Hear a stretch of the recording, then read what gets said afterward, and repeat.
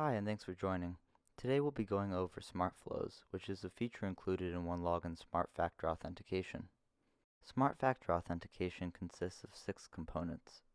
In this video, we'll be taking a look at Smart Flows, otherwise known as custom login flows.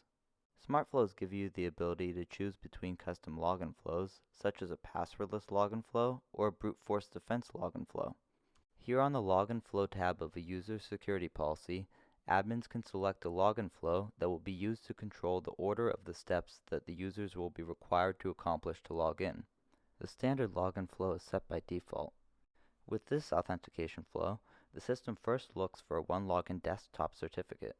If it's present, the cert is used for both user identification and authentication.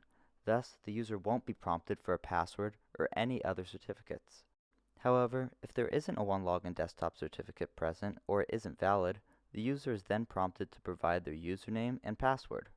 Next, OneLogin checks for a device certificate if you've configured trusted device requirements. Vigilance AI, OneLogin's threat analysis engine, then determines the risk level of the login attempt in order to apply any smart MFA or smart access requirements you may have configured. Next, the user authenticates with any other authentication factors necessary, such as entering a one-time password, and then is granted access to their SSO portal. The brute force defense login flow is slightly different because after a user enters their username, it prompts them for MFA before asking for a password.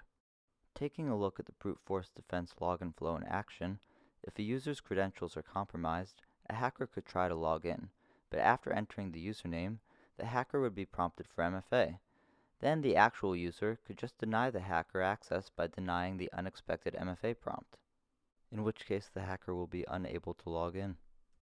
Now going back to the admin portal, I'll note that we have the option to disable push notifications in a user's security policy. When checked, OneLogin Protect push notifications will be disabled for authenticating user logins. This can help prevent a push fatigue attack if the user's credentials are compromised. You can also choose to disable push notifications for unlocking user accounts in account recovery. Next, let's take a look at the passwordless login flow.